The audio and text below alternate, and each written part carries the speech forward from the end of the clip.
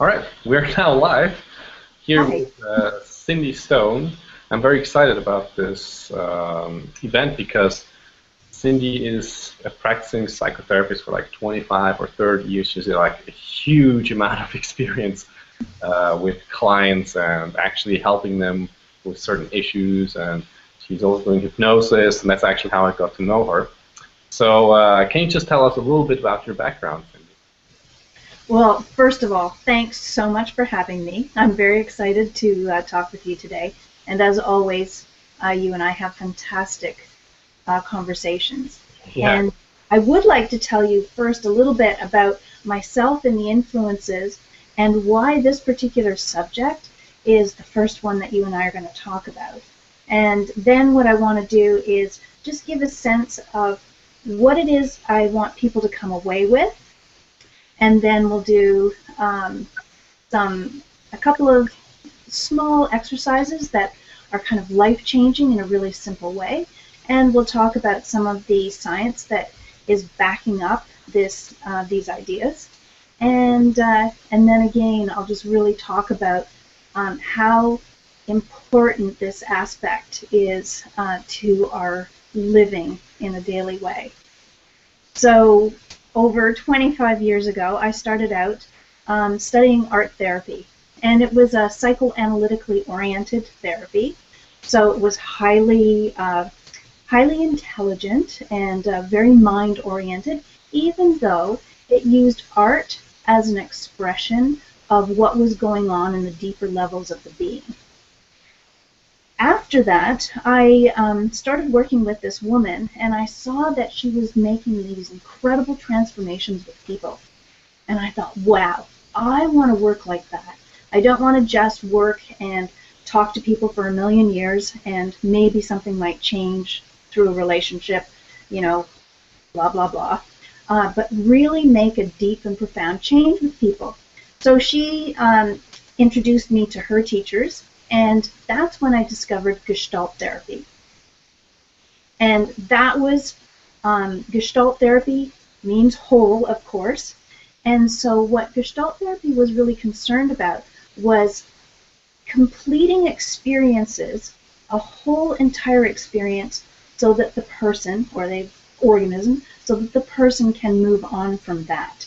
And it was a really profound way of learning how to work with people to create a real deep, lasting, transformational change. And there was a story that came from that time that I've remembered all of these years that really made an impact on me. And it was about this very famous violinist. And I think that this story is going to illustrate just how important it is that we pay attention to our bodies.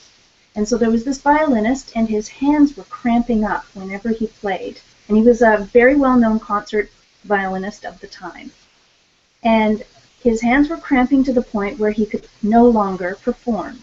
And he went to see Carl Jung, and he went to see Freud, and everybody talked to him, and nothing was working. His hands were continuing to cramp and cramp and cramp. So he decided to go and see Fritz Perls, because they were all living at around the same time. Fritz Perls was a little younger and just coming up with his ideas at that point. So the violinist came and introduced himself, and Fritz Perls said, okay, did you bring your violin as I asked you to? And he said, well, yes, but that's kind of odd. Like, shouldn't we just be talking? And Fritz Perls said, no, I want to see you play.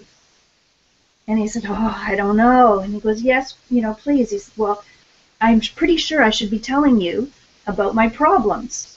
And he said, no, I want to see you play.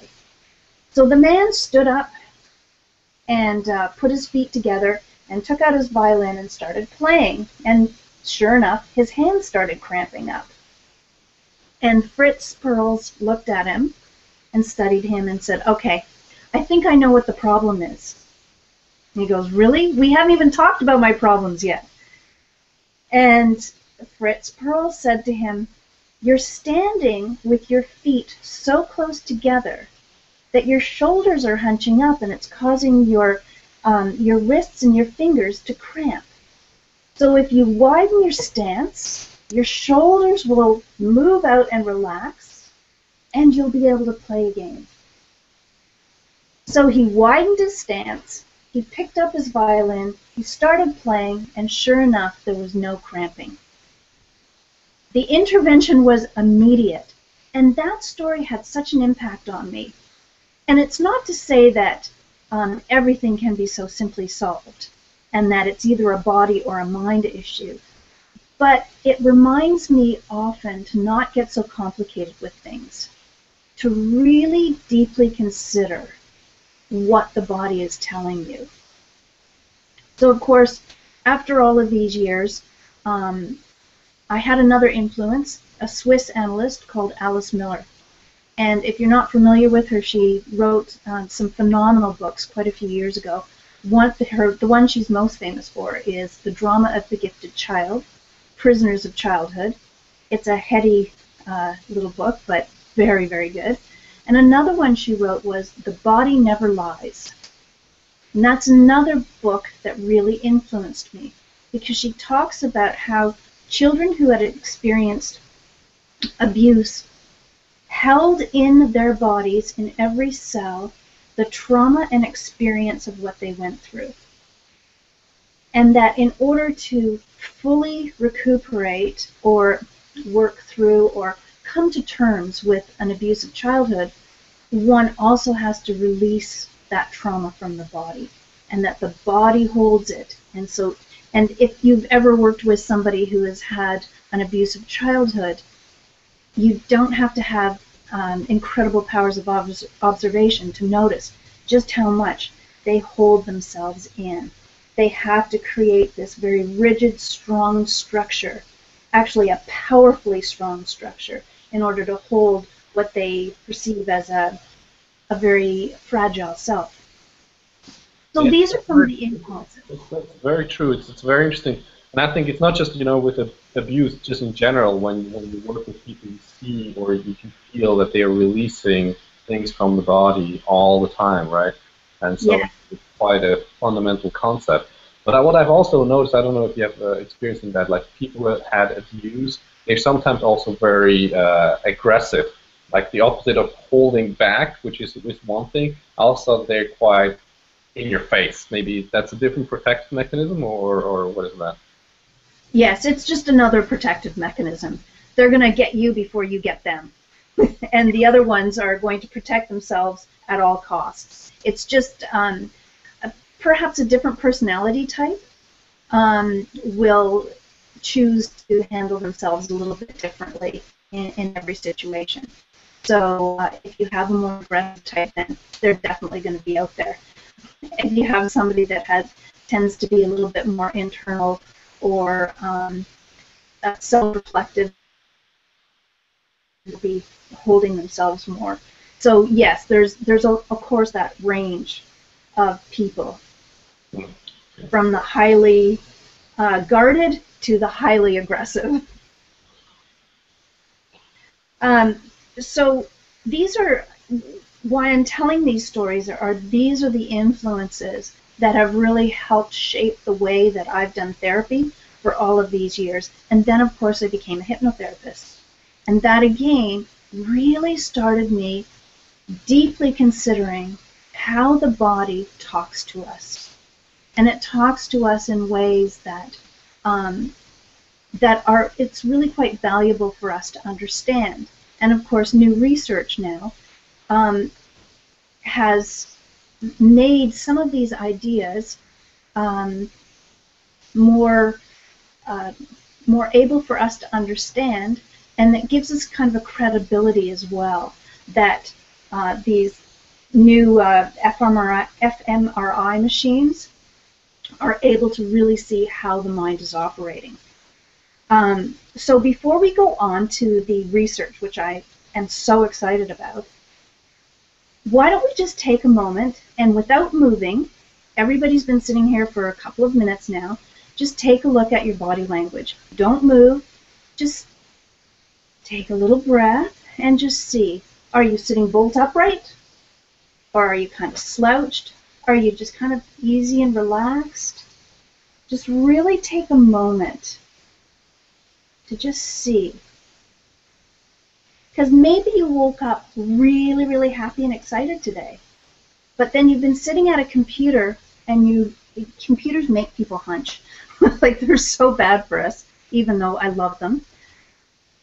So as you hunch down, you might feel a little bit more down.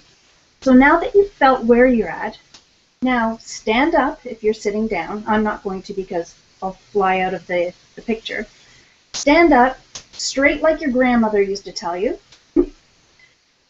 Take a deep breath, breathing in 1, 2, 3, and breathing out 1, 2, 3. And then lift up your arms and put down your arms. And you feel a little refreshed. I bet you do. Yes, yes, it's wonderful. Just we don't notice our bodies, like we're so used to be here and thinking and everything's going on, and then just taking the, just this 30 seconds or whatever that was, it just brings us back more into the present and in our bodies. So that's pretty cool. I should do that more during the day, right? Absolutely. And I mean, we've heard this stuff a million times. I'm not saying anything that's like vitally new out there. Pay attention to your body, stand up straight. I mean, our grandmothers told us to do that. But what we're really learning is, it is so true. Our body actually tells our mind what to think. So if we're slouched, our body says we're feeling a little down, we're feeling like we don't have any energy, and our mind goes, oh, okay, I'm not so happy. When we stand up straight, our body immediately sends the messages to the mind, and the mind immediately pays attention to the body, and it goes, okay, we're feeling good, we're feeling refreshed, we're ready for whatever. We're kind of excited about life. And so there's this feedback mechanism that happens. Because which is first, the chicken or the egg? Is it the body that tells the mind, or the mind that tells the body how to behave? Well, it is a real loop. So sometimes the mind will say, oh, I'm really down today, and our body will follow. And sometimes our body will be hunched, and it will tell the mind to follow and to go down. So the tendency is for us to sort of fall down rather than lift ourselves up. And the simple act of doing this can really begin a change in the body and the mind, and in fact, it'll change the very cell structure of your body. It will begin to create new neural pathways in the mind, and that's what we see in fMRIs, is just how much our body and our mind can change what's going on in there. For so many years, we thought that the mind was just this rigid thing that was created during the first few years of life, and then it remained, rigid or static for the rest of our lives. And now they're finding out with neuroplasticity, and a Canadian scientist has done much of the research in that, Dr. Norman Deutsch, with our new discovery of neuroplasticity, we can find that we can change our brains by doing very simple things, even breathing. That's interesting. Like, do you know the research, like this exercise, or what kind of exercise they did, for how long that it started to have this kind of change onto the brain? If I understand you correctly, the change in the brain can be made actually quite quickly. All it needs is a new experience, and a new neuron will be created. Where you need time for it to create is the mind is also kind of lazy. It will create a new pathway, but then it won't keep it if it's not reused over and over and over again, because then it goes, oh, okay, I see. That's a really strong process in this person. I need to make sure that this is a deep process. That's why trauma ends up so ingrained and insistent in a person, is because the trauma happens and the neurons fire really strong and powerfully. They say, we need to remember this so it never happens again. So it makes an impression, literally.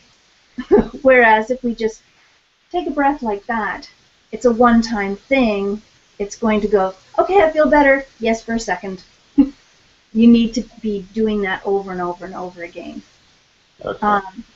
Bruce Lipton, who is one of the new darlings of neurobiology, who has stated that the unconscious mind can process 40 million bits of data per second, and the conscious mind processes 40 bits of data per second.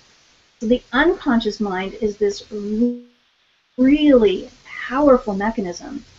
Then he also tells us that the ordinary person uses 1% of their consciousness, 1% of their conscious mind. A really aware person uses up to 5%. The rest of the mind is being driven by the unconscious. Wow, okay. So can you like even increase that more, or how is that? Absolutely, you can increase it more. And that's, you've given me a great way to introduce the idea of why I think yoga practice and other internal martial arts practices are so important. The original idea behind yoga was that somebody would find a pose and strike the pose and really learn about their body and make a connection between their body and their mind and their spirit. And that's like an internal martial art. You are taking the time to really feel what's going on in your body, learning how the flow of energy moves through your body, and that will make the connection between your mind and your spirit. Now, unfortunately, yoga is mostly taught as an exercise. It's even done really, really quickly now.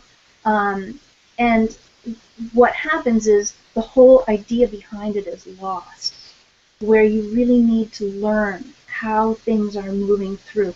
Pay attention to them. So what we don't do, I think, is take the time to really learn how our minds and bodies work together, that kind of holistic way. I mean, we've come from a society, a dualistic society, Cartesian, where there's a mind-body split.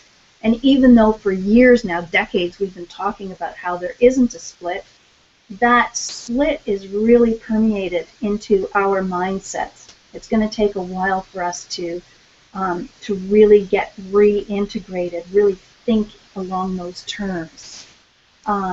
And you can just tell that we don't think in those ways because of the way we eat.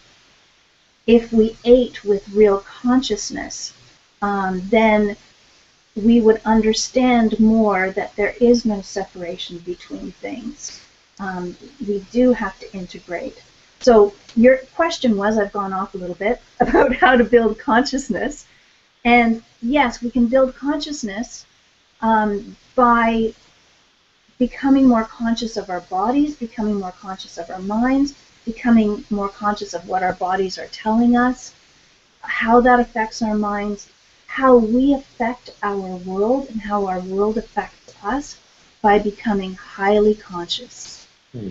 Okay, that's really cool. What I want to also just touch on briefly is what are the benefits? I mean, why should I engage in this practice of, taking a breath and doing stuff like this during the day? Like, it sounds cool, being more conscious, being more aware, but why is it so important for us? What is the benefit we get from it? Well, it's a really good question. So why do we do this? Why do we want more consciousness? Well, if we're only using 1% of our conscious mind, and some of us are pretty powerful people. Einstein, I think he was using 5%. I think that we can see just how much more productive we could be if we used more of our conscious minds. And just even for anybody, the more conscious we are about how our body affects our being, very simply and really importantly, how it affects our mood. If we're walking around feeling really depressed or not so energetic or not so happy, imagine just by paying attention to our bodies and by really reacting and consciously in our world, we can elevate our own mood instead of having to take pills. You know, we're the Prozac society, right? Yeah. So Instead of basically, taking we're pills, more efficient and we're better in touch with ourselves.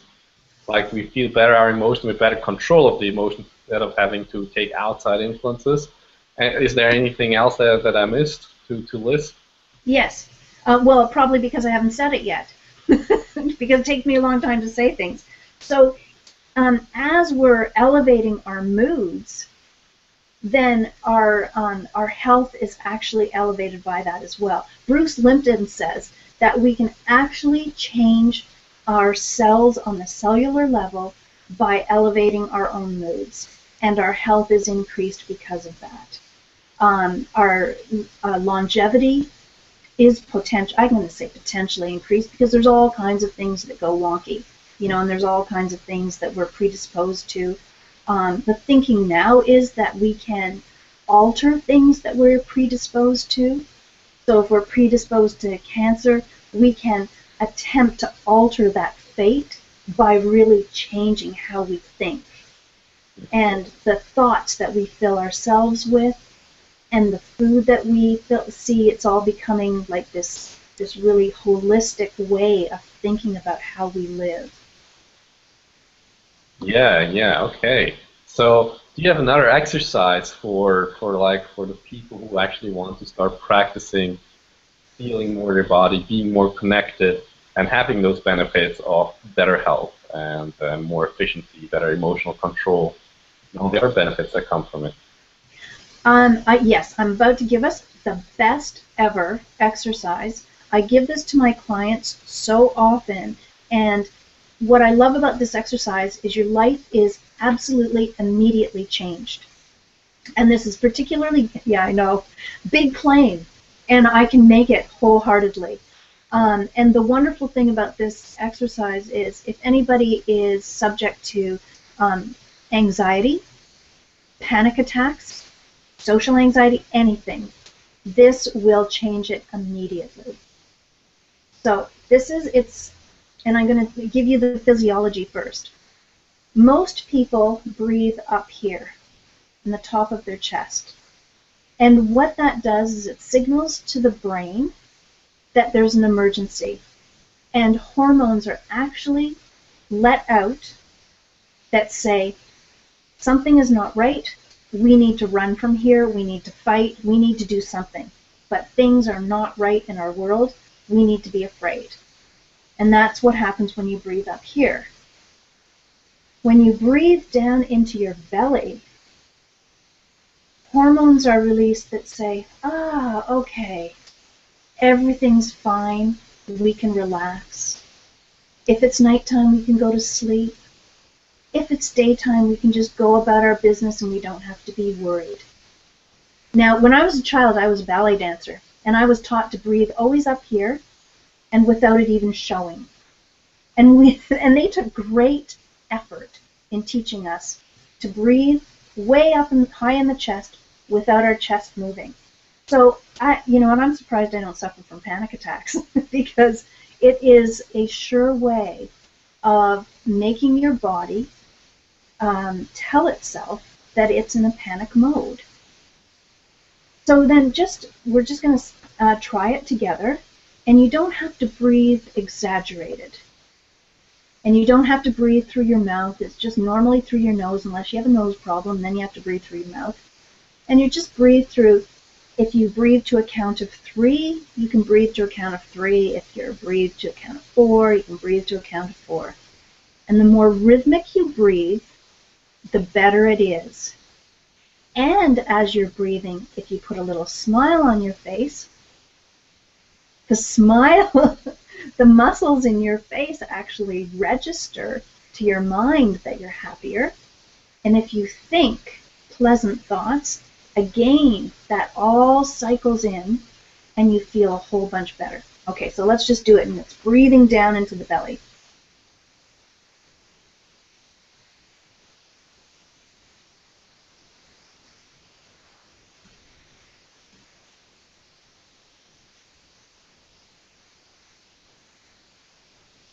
So if you have any kind of anxiety, any kind of tension, breathing deep into your belly changes it instantly. Your body is instantly flooded with good hormones. That's why I call this life-changing. This is a life-changing breathing. And this is the breathing that's taught through yoga when it's taught in the right way, in a spiritual way, and in martial arts too. They taught breathing down below. Okay. Yeah, it's one of the first things I actually learned when I was doing martial arts back in the United States. That was one of the first things I learned, to breathe into the belly, breathe down, and there was different ways of breathing into the belly with expanding but also contracting when you breathe in. So I definitely think there's a huge value in learning different ways of breathing. But sometimes what I've noticed is that people with anxiety, they take the breathing as a signal, right? So they, like, when they pay attention to the breath, they start to panic. Um, is that because they keep it up here and they've not like pushed it down, or is that just because they have somehow have the association of breathing equals, oh my God, I'm gonna soon have a panic attack? Yeah, it's several of those things. The breathing starts in the top of the chest, and that signals panic. Plus, it's associated with the mind, and the mind says, "Oh my God, things must not be okay." And the hormones then start to release, or the hormones are released first, and the mind starts paying attention to that, and they go, "Oh, I'm breathing fast. Oh my God, my heart is breathing fast, or my heart is beating fast," and the heart beats fast, and it becomes this cycle of panic. And to break the cycle of panic, breathing into the belly is the first step. And then, and that's why I find understanding why this breath is so important. You know, I learned all these breathing mechanisms years ago, but I never really knew that I was releasing hormones at the same time. And once I learned that, then it made a whole bunch more sense to me. And that, again, that connection between mind and body. You know, I have to know something also. I can't just learn it in my body. I have to have both. But in the panic cycle, what's happened is the body signals have become so sensitized. It's like when you cut yourself, that area of the body becomes more sensitized until it heals. So with panic and anxiety, the body has become so sensitized to panic and anxiety until the body figures out how to heal itself from that, it gets more and more sensitive. And so every time the body feels, or the mind thinks that, oh, this is going to be a situation that's going to upset me, the body is highly sensitized, it starts reacting, and then all of this cycle of panic is begun again. And then you get afraid of the fear of panic. And actually, we can do a whole thing on panic and anxiety, because there are things that you can learn to do to really diminish this heightened state of sensitivity. But breathing is one of the main things. It's just a fantastic way to begin to help yourself through even just normal anxiety or even extreme. Okay, so if I understand this correctly, it means that those people are unconsciously paying too much attention to their body, and every signal is like labeled and put into this folder. Oh my God, I'm going to get panic, I'm going to go crazy.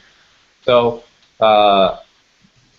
probably you can't, but can you develop an anxiety just by paying so much attention to your body, or is it the paying attention plus the labeling that it is something bad is happening that can have this over-sensitive feeling or sensitive approach that they have? I believe that it's paying so much attention to it plus the labeling. Plus, often there's a little situation that's happened that then puts all things together, and you get the beginning of a panic disorder. And then every time the panic happens and it's not healed, it becomes bigger and bigger and bigger. Okay. Yeah, but you know what? We're talking about what the body knows and about paying attention to the body, but it is true, some people can pay too much attention to the body in a way that's not healthy. Then they become neurotic, like Woody Allen. Oh my God! Oh, I feel this, I feel that, I feel that. I mean, there's so many sensations that go on in the body. We're not to take them all as huge revelations of things going wrong. We're just paying attention to them. Paying attention to them, understanding them, you know, and also learning to have a balance with everything. Yeah, so how can you leverage now? Because we have the practice to start connecting to the body, with the breathing, with the feeling your posture. How can you now start to leverage this knowledge of what the body knows? How can you actually start to use it in everyday life? Well, I think first of all, you know, the breathing to elevate the mood, and the standing to make sure that you're standing tall and walking tall. They're simple things, but they change your body and your mind in a profound way. Just making you feel better. And when you feel better, you can do more in life. And when you can do more in life, you can learn more in life. When you can learn more in life, you can be more productive. So these are simple things, but they have a real profound impact on the quality of our lives. I think that we think that we're consciously doing things, like I'm consciously moving my hand this way, but we're not. Mostly we're unconsciously running. That background 99% is being run unconsciously. And our minds take about a third of a second to prepare for action before we actually move. Just another indication of how much is run by our unconscious mind. I think that the more that we become conscious, the more powerful connection we're able to make between the unconscious mind and the conscious mind. And that's the wonderful thing about hypnosis, as you know. In hypnosis, we look to the body for the first indication that we're in a trance. And then we use hypnotic phenomenon to make a connection between the unconscious mind and the conscious mind and the body. So a simple arm levitation is not just an arm lifting in space. It's a deep connection between the body, the unconscious mind, and the conscious mind. And it seems like a simple thing, but it's a profound connection that really changes the neurology of somebody. It changes the mind in such a way as to create greater ability for concentration, greater ability for creativity, greater ability for productivity, relaxation, and mental abilities. So I think what you get is so much more than than these simple things appear to give. Yeah, it reminds me of when we were at the hypnosis mentoring program of Ericksonian hypnosis, where I've discovered that there are different ways of focusing. You can focus in like a forced way. I really need to pay attention, and like the thing you do in school, make a wrinkly face or whatever, so the teacher knows that you're really trying hard. And the relaxed focus that you are cultivating in meditation, for example. Yes. Actually, and that's what I think what you were talking about, this split, right?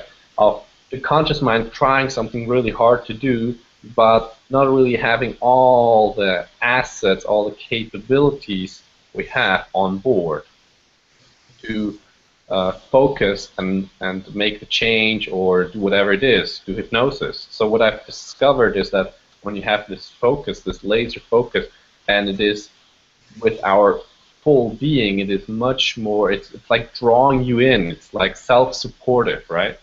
Yes. Oh, you bring up something and say it so eloquently, and that is the relaxed attention, the relaxed focus. And I'm sure that everyone's heard about that in terms of meditation and in terms of like a yoga or a martial arts practice. But it's so true. When we're like trying so hard, we're pushing, and that never really achieves anything because you're tense, your body is tense. It's the body again is telling the mind, we have no time to learn. We're tense. We have no time. We have to do something urgent. Whereas when you have the relaxed attention, you've got the focus. The body and the mind are working in harmony to really learn something, to really integrate some learning, or to just allow the being to be. And it's quite different, the relaxed attention.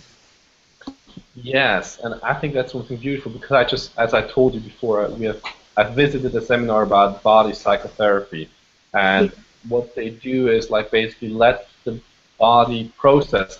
Like, you let the people pay attention to the body and they feel, oh, there's some tension here and stuff. And at the beginning, it seems very slow. You're like, oh my God, nothing's happening because the neocortex is used to think quick and, it just goes very quickly.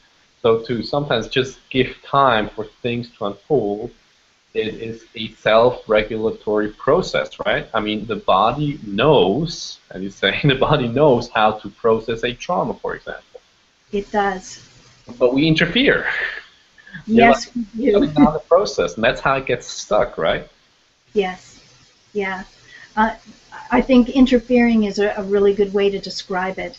Our minds do get in the way of so much, and our minds have learned how to hide and how to be self-deceptive. And so, in a way, our bodies are much more truthful than our minds are. It's much harder for a body to lie. That's why they say trust your gut. Listen to your heart. I mean, these are old adages that have so much more truth now.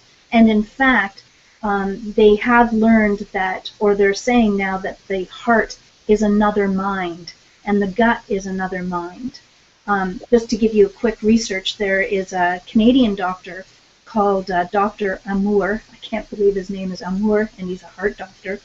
And he's he's done research into heart recipients.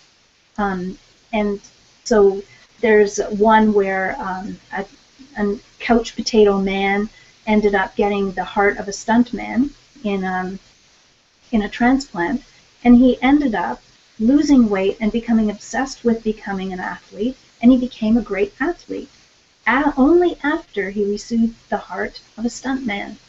There's another story of a little girl who received the heart of a murdered girl, and she ended up getting so distraught with terrible nightmares of a murder taking place.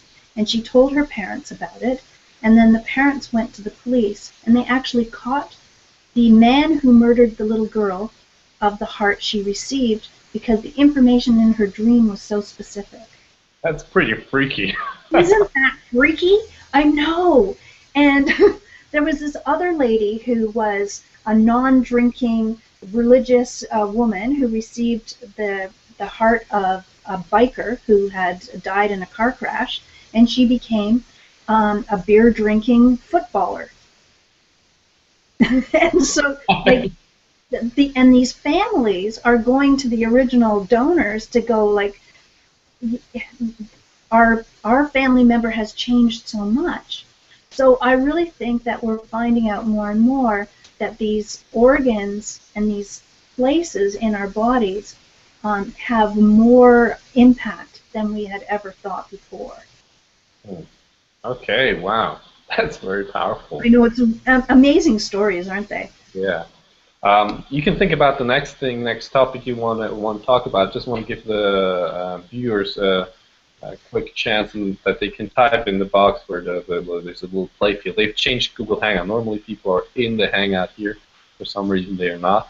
So the guys who are watching, we have now about 7 people or something watching. You can type in, if you have questions, you can type in. From time to time I go and check it, and so I can ask the question to Cindy directly. And that way you can get more out of the webinar if you have specific questions to areas of your life or whatever it is, just to let you know. Also at the end I will give you another short time period to type some questions in if you have any. So it is really something that you can take with you, and you have spent this hour or whatever it is that we are here learning something on your Sunday, and not just listening, think, oh, it's great, but actually that you have engaged with the material as much as you can. Okay? So let's move on to the next topic for you. Like, what is the next thing you would like to delve in deeper? Do you mean in this topic or in, like, the next time we do this? No, in this specific context here. Like, is there anything, like, would you go further into the research part or more applications, or is there anything that we have missed so far to go further? I think we've really sort of traversed a lot of area with this. One of the things that I want to drill home is just how simple the concept is to listen to your body and what it's saying to us, to pay attention, our gut, what's our gut response to something. So, for example, we might feel a clenching in the stomach when we meet somebody. Instead of just ignoring that, pay attention to it, because it might be telling you something really valuable about how you feel about that person. Things that are going on this unconscious level that is way more powerful than what we have so far learned how to perceive consciously. Another way that we might find out some of this information is some of us are big dreamers. I know I've had lots of dreams that tell me information about my life that I wasn't conscious of. So we can pay attention to these signals that come more from the unconscious, that where we're gathering more information per second, 40 million bits per second, in fact, as opposed to the 40 bits per second that our conscious mind is perceiving. So it sounds simple, but pay attention. Learn how to pay attention. Think about historically, was there a time when in your heart you knew that this wasn't a good relationship for you, but you went through it anyway? Or you knew it was time to end a relationship, but you didn't? Or you knew that this was a person that you wanted to get close to, but you held back? You know, these are the things that we can, on a daily basis, really learn how to pay attention to. Yeah. What strikes me is you have this vast knowledge in your body, and those vast experiences, because it's said, you know, only 30, 40 bits of information are processed consciously. So does this relate also to intuition? Like, you know, learning a certain field, a certain topic, and then Excuse me for 1 second. Yeah. My battery's running low, so I'm just going to change. All right, all right. Plug it in. I'm going to check if there are any questions. But you're right. While you're checking for questions, this definitely, yes, there.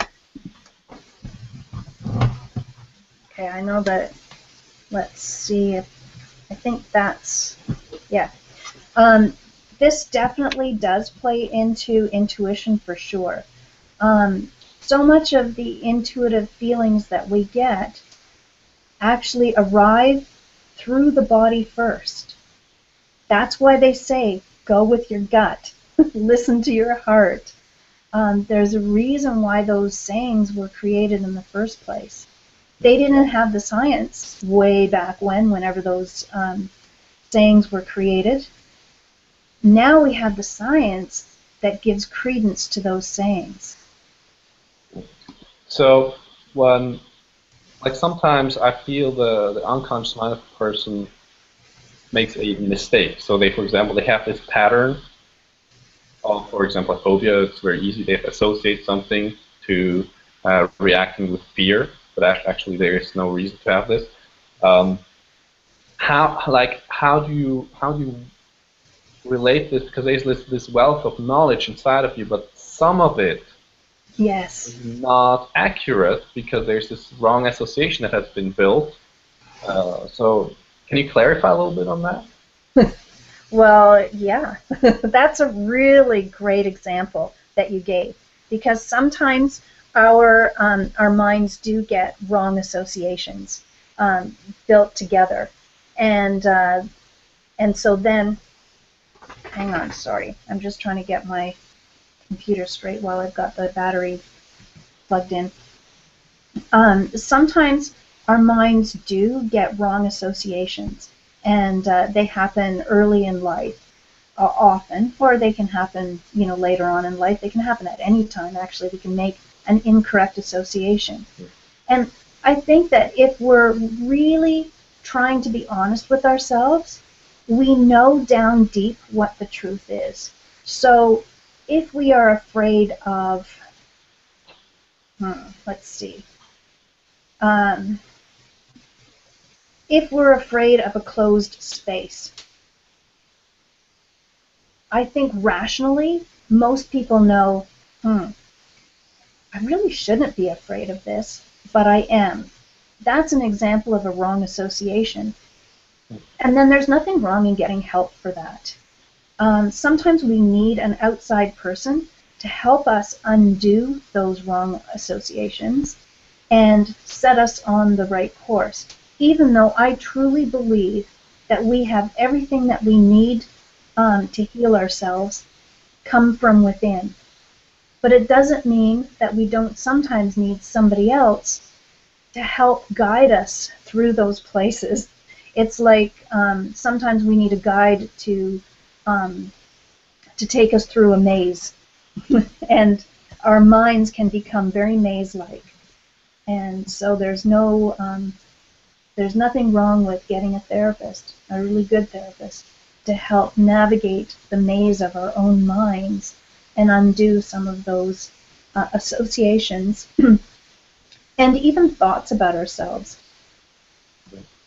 Some of us grow up thinking that we're not smart, or that we're not good enough, or that we have no self-worth. All of these things are incorrect associations. Okay.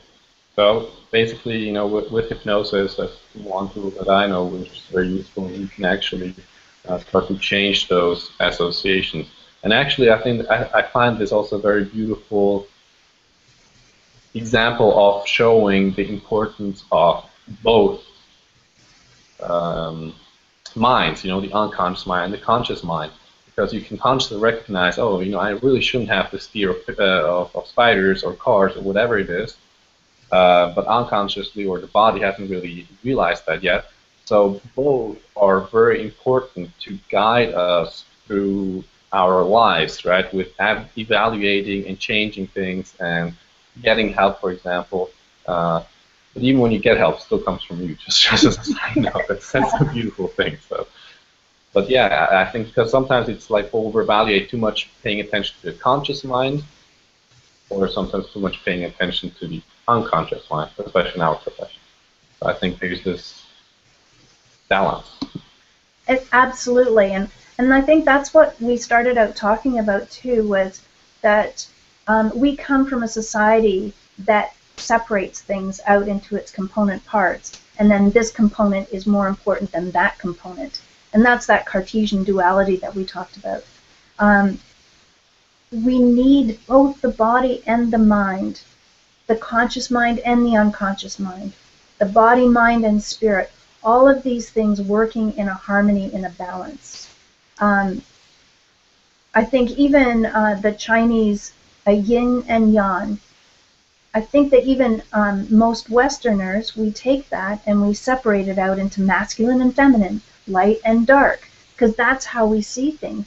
But I don't believe that that Chinese symbol meant it to be separated out. I think the Chinese symbol is really beautiful in showing its interrelation, and that you can't really disconnect and have one without the other.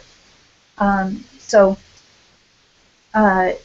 we need our conscious mind and our unconscious mind to begin to connect and work together along with the body. And that's why the simple arm levitation is so powerful in hypnosis, is because it really makes that connection profound. Okay, cool. So we had those 3 exercises, right? We had the exercise of paying attention, how we were sitting, changing our physiology. We had the exercise of breathing and clearing, and also breathing down, right? Yes. Or did you have any other exercise in mind? That's all the exercises you have prepared, right? Well, you know what? There's millions of exercises. There's simple. But then for this specific one. And these are just like the beginning exercises to things like yoga. And I'm a huge believer in a daily physical practice, one that has a meditative component to it, like a yoga or a martial arts. I hugely believe in that. There's a yoga posture called mountain, and I believe that it's very similar to one that we do in the martial arts that I practice, where you put your feet in ballet first position. I'm just going to, ballet first position is like this, heels together and toes up 45 degrees. And you stand up straight with, let's see, like a string coming out the top of your head, going all the way down. So you're lifting yourself up and standing straight with your arms at your side. And then you rock a little bit forward and a little bit back until you find, just very slightly until you find your center. And then same side to side, just very slightly until you find your center. Then when you've got that, you close your eyes. And you find that, you have to find your center all over again. Very, very simple exercise, but deeply profound, because it's all about finding the center of yourself.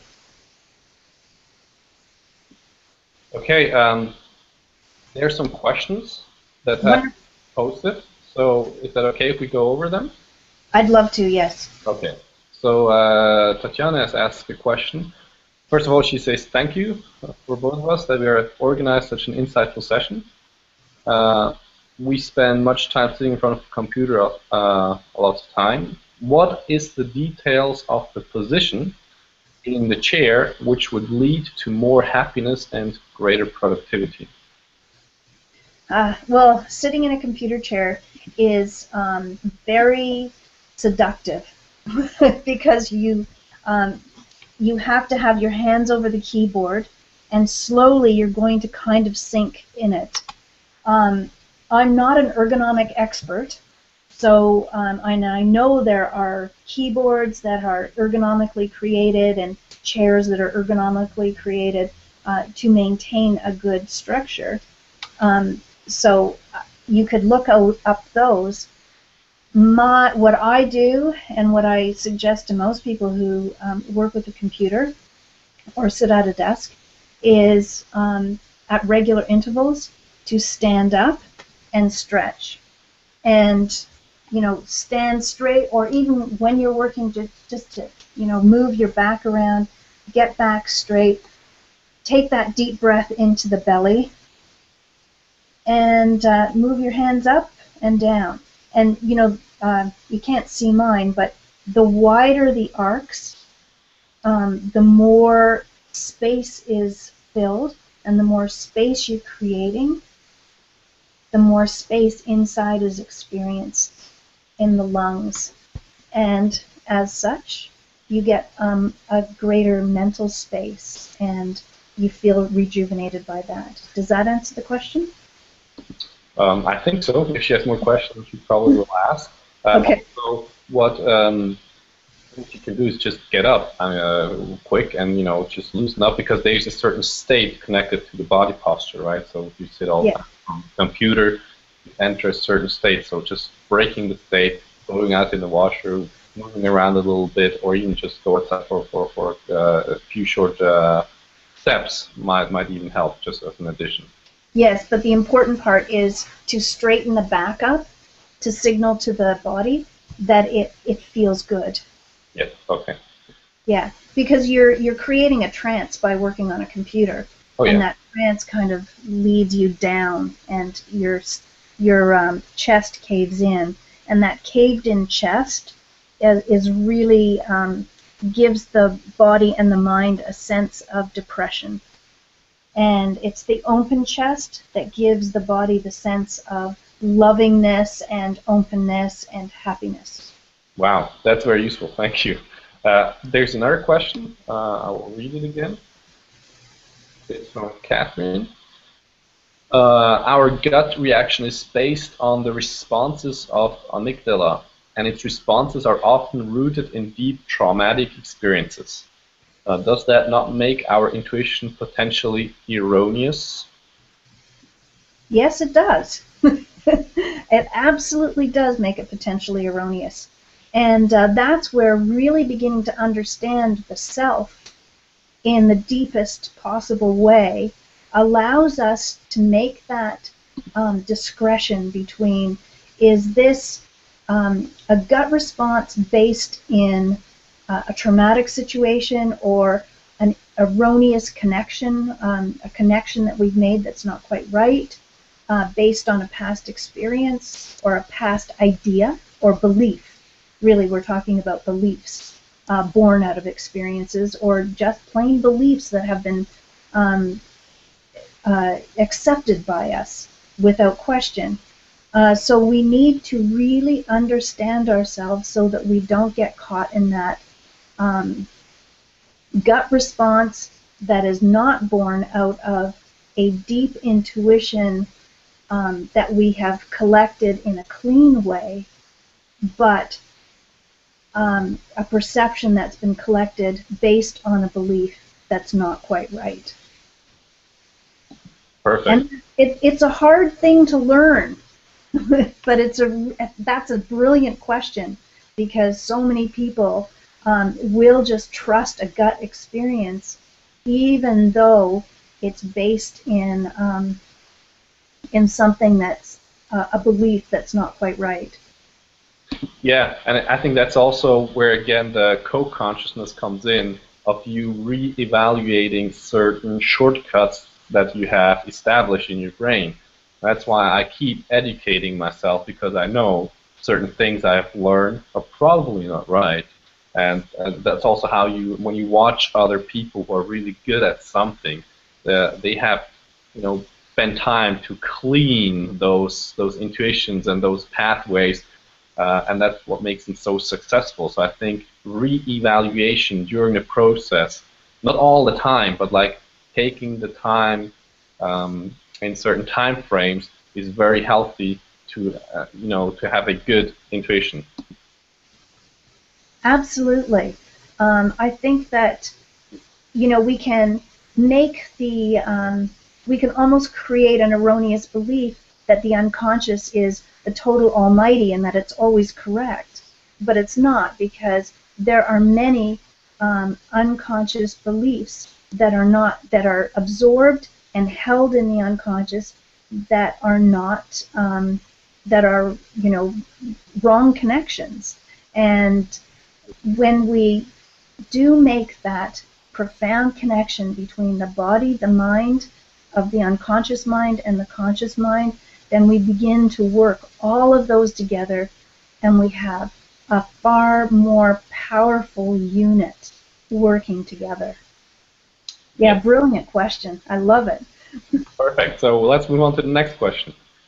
Again from Tatiana. You mentioned that Gestalt therapy deals with incomplete experiences. What can we do to resolve the experiences which happen to us on a daily basis? That's the first one. And how to determine those experiences of the day to pay special attention. You understand the question? Ooh, I think so. I just need to think a moment on this one. Yeah, go. Okay, we're not machines. You have deep people. This is really deep.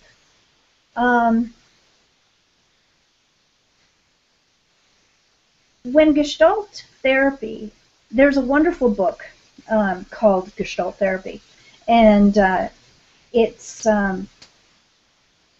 the book that really talks about how an organism, from a single cell organism to a human being, we all have to complete an experience before we go on to the next. And I think that we probably go through multiple experiences during a day where we don't complete them. Maybe we heard a joke, but we were not paying full attention, so we didn't laugh. That's going to be an incomplete situation. You want the physical, emotional, intellectual, spiritual experience to be complete before you move on. And I think that's why today so many gurus talk about being in the moment. When we're in the moment in a complete way, then we have all of those, all of the full experience of being in every moment. That's quite difficult, but in every moment, and then we can move on. I hope this is answering your question. So I think if we're to make sure that we're completing experiences on a daily basis, then we have to make sure to live as completely in the moment as possible. Yes, I also think, I mean, if it happens that you don't complete something, it is also a hint, right, that for you to keep learning and growing, so to actually have a healthy psychological health, like to take care of yourself and take those moments with yoga or with Tai Chi or whatever martial art or whatever practice you engage to do that, I think it's very crucial to maintain a healthy body and mind and spirit, because, I mean, we're human beings and we're on a path, so to be completely non-stop, 100% present is not that easy. Yeah, you know, I don't even think the Dalai Lama is. You know, that there's this urge for perfection that we all have, but when life is really perfect, it's not really very exciting. It's kind of boring. So we kind of want to look for these moments where something didn't finish, or we have something to learn here or there. And the good news is, as organisms, we will strive to keep recreating that situation until it does get finished. Yep, perfect. So if we have a question that we've never really gotten an answer to, we will ask that question over and over and over again until we actually get an answer that satisfies us as an organism. What we're looking for is that sense of satisfaction. Okay, good. So Tatiana just asked also about the work on the computer, if it's better to just be standing and work on the computer. I don't know about standing and working on a computer. Um, I guess it would depend. If you're going to stand 8 hours on a computer, your feet might get sore. Uh, um, if it's like for a half an hour, that might be a really great idea.